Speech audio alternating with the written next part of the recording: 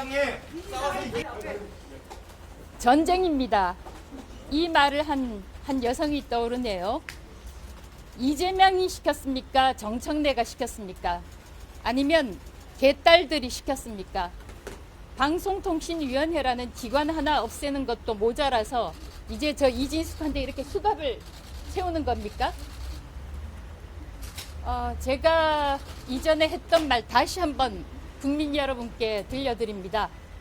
민주당과 좌파 집단은 우리가 상상하는 모든 일을 하는 집단이다. 또 우리가 상상하지도 못하는 일을 하는 집단이다. 제가 그렇게 얘기한 적 있죠. 자, 이진숙 여기 수갑 차고 있습니다. 방송통신위원회라는 기관 하나 없앴습니다. 법까지 만들어서 없앴습니다. 민주당 의원들은 제가 대통령의 가치와 철학과 배치돼서 없앤다고 사퇴하라고 했습니다. 대통령의 가치와 철학과 맞지 않아서 사퇴해라? 그건 대통령이 시키는 말을 듣지 않아서 저를 자르고 기관까지 없앤다는 뜻 아닙니까? 그것도 모자라서 이제 저 이진숙한테 이렇게 수갑까지 채웁니다. 그 이유가 영등포 경찰서에서 저한테 출석 요구서를 3차례 보낸 것은 사실입니다. 물론 그 출석 요구서도 때로는 출석 요구한 날보다 늦게 도착한 경우가 있었고, 그리고 마지막 출석 요구가 된 날이 9월 27일이었어요.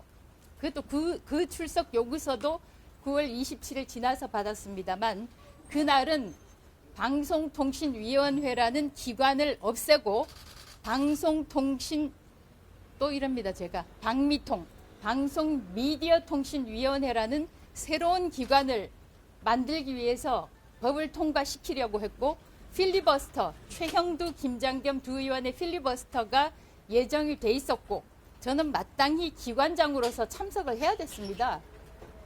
국회 출석한다고, 국회, 이재명 대통령이 얘기했던 그 선출 권력 아닙니까? 국회 출석하느라고 영등포 경찰서 못 온 걸 가지고 이제 저한테 지금 이렇게 수갑을 채우고 있습니다, 여러분. 국회 출석한다고 경찰에 출석 못했다. 그래서 이렇게 수갑을 채우겠다.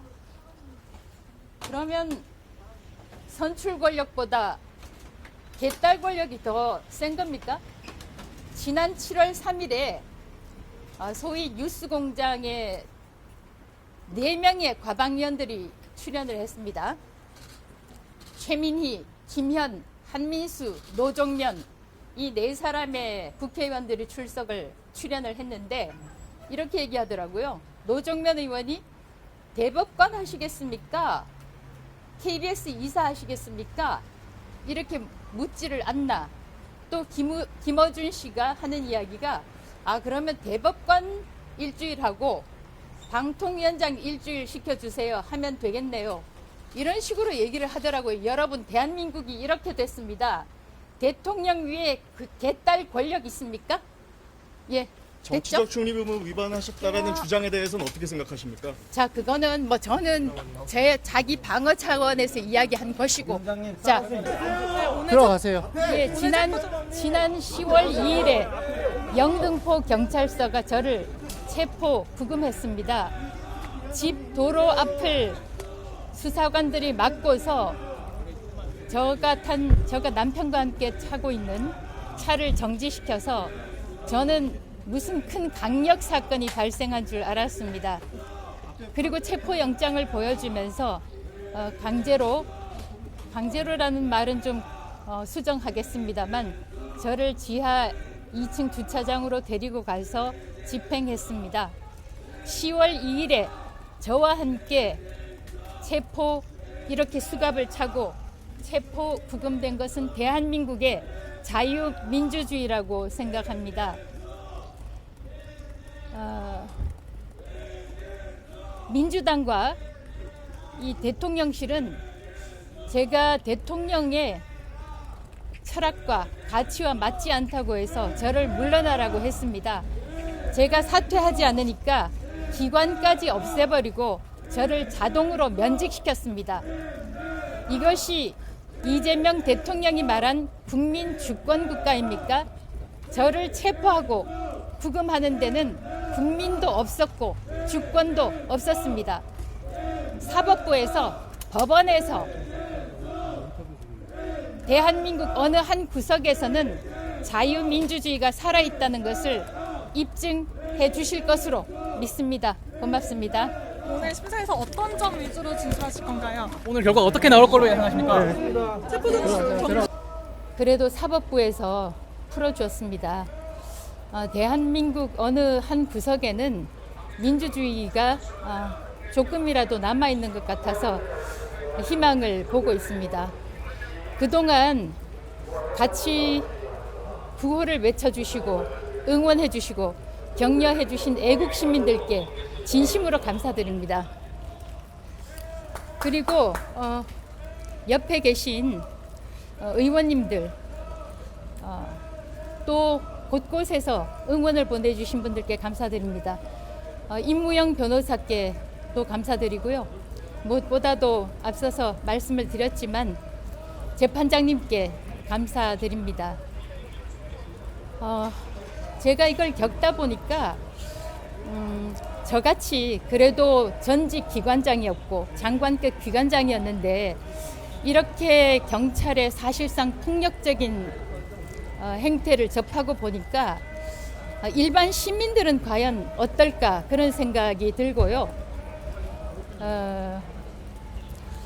저가 당했던 이런 사태가 경찰이 만약 수사권과 함께 기소권까지 가지게 되면 일반 시민들에게 어떤 피해가 갈까 그런 생각도 하게 되는 시간이었습니다.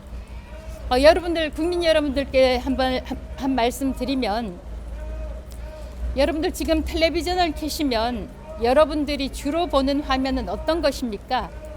이재명 대통령의 일정 많이 보시죠? 그리고 이재명 대통령의 일정과 함께 또 많이 보는 것이 어떤 장면들입니까? 법정 장면, 구치소 장면, 그리고 유치장 장면들일 것입니다. 이것이 무슨 뜻이냐? 이재명 주권국가, 대통령 주권국가에서는 대통령의 뜻에, 대통령 비위를 거슬리면 당신들도 법정에, 구치소에, 또 유치장에 갈 수 있다. 그런 상징 함의가 바로 여러분들이 보시는 그 화면에 담겨 있습니다. 그동안 지지해 주신 애국 시민 여러분께 진심으로 감사드리면서 이런 일들을, 대통령 주권 국가를 막는 것은 국민 여러분, 시민 여러분의 힘입니다. 고맙습니다. 네, 애국 시민 여러분, 이진숙입니다. 진심으로 감사드립니다. 제가 조사실에서 조사받는 과정에서도 여러분들께서 이진숙 힘내라라고 외쳐주시는 함성 잘 들었습니다. 정말 눈물 나게 감사합니다. 고맙습니다. 잊지 않겠습니다.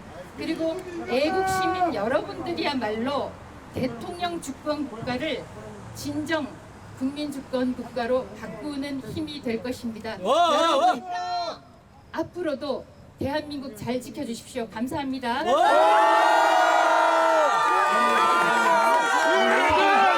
네, 이진숙 전 방송통신위원장 모셨습니다. 어서 오십시오. 예, 안녕하세요. 안녕하세요라고 하면서도 우리 동양한테 안녕하세요라고 해야 되는데 대한민국은 안녕하십니까? 이 말이 떠오릅니다. 예, 추석 당일이지만 워낙 이슈가 되고 있어서 모셨습니다. 자, 이번 연휴 직전에 이제 체포가 되셨다 풀려나셨는데 전혀 예상치 못한 체포였던 거죠? 저 이진숙뿐만 아니라 대한민국에 누가 예상할 수 있는 일이겠습니까? 주변에 산책 간다고 나가다가 예. 갑자기 건장한 사나이들이 저희 차를 막고 서 있으니까 저는 무슨 큰 강력 사건이 발생했나 했는데 그 강력 사건의 소위 범인, 주인공이 제가 될 줄 몰랐습니다. 예. 체포 당시에 지금 수갑이 워낙 화제가 돼서 경찰이 바로 수갑을 채웠습니까? 아니면 좀 부당하다고 그때 말씀 좀 하셨었어요? 저는 그때 수갑과 관련해서는 부당하다고 이야기할 상황이 아니었던 것이 예. 체포라는 것을 전혀 예상을 못했었던 상황이기 때문에 이 체포가 굉장히 부당하다. 다시 한번 출석 요구서를 보내달라.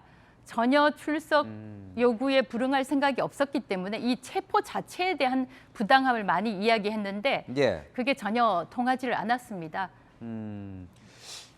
그러고 나서 이제 구금이 한 50시간 동안 진행이 되셨는데 유치장 안에서는 수갑은 풀고 계셨고요. 그렇습니다. 그럼 계속 조사를 받으셨습니까, 안에서는?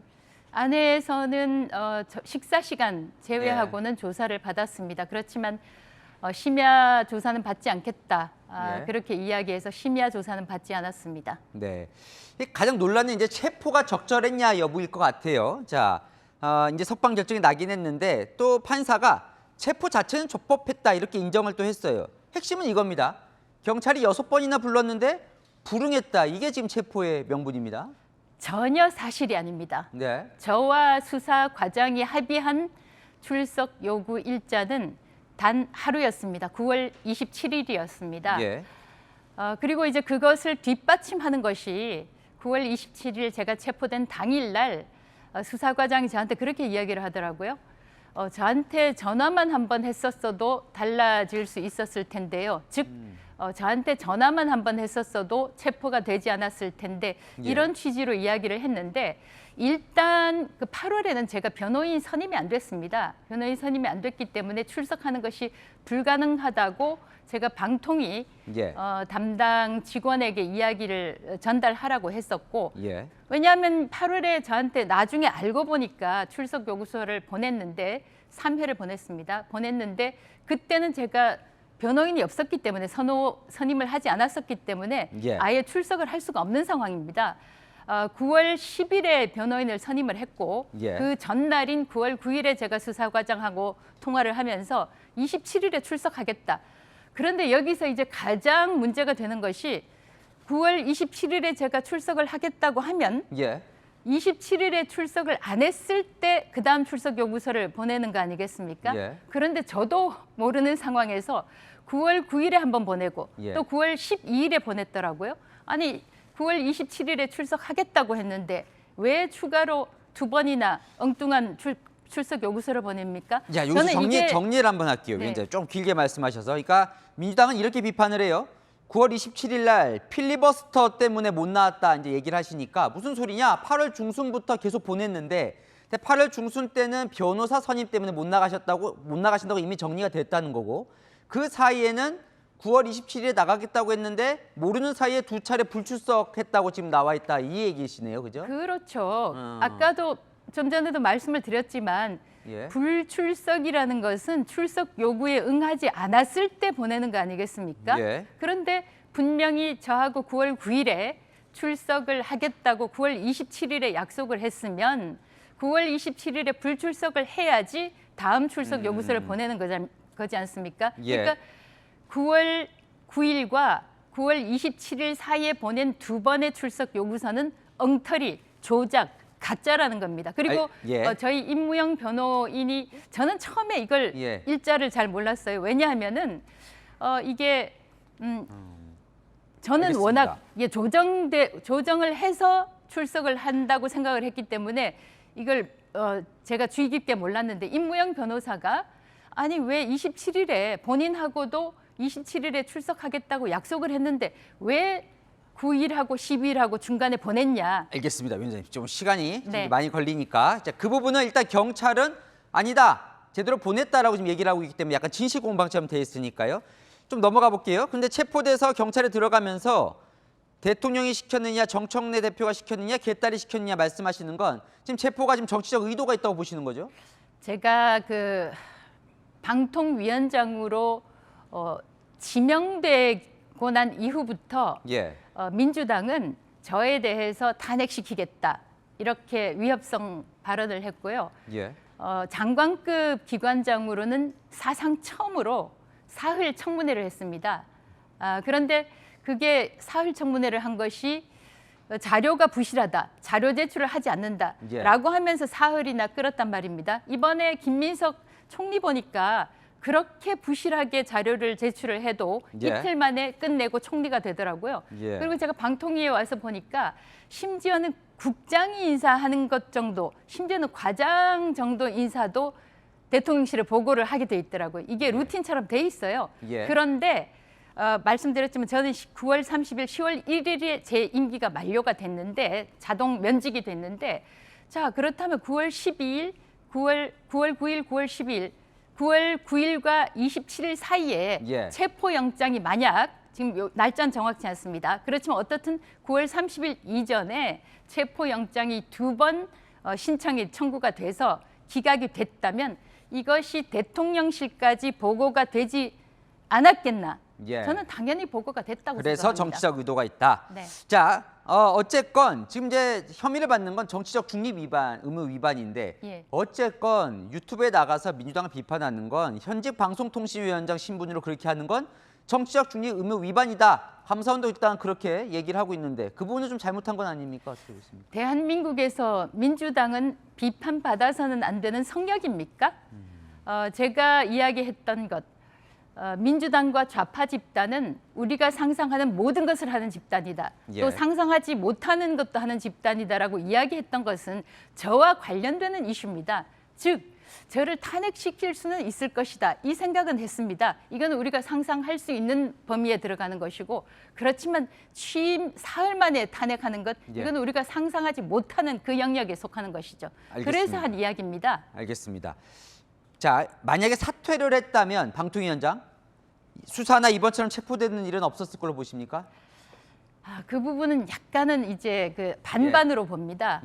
저는 민주당, 민노총 이런 집단들이 저에 대해서 끝을 본다고, 끝장을 본다고 생각을 하는 것이 민노총에 한번 밑보이면 저는 인생 마치는 그 순간까지 그들이 저를 감시한다고 생각을 합니다.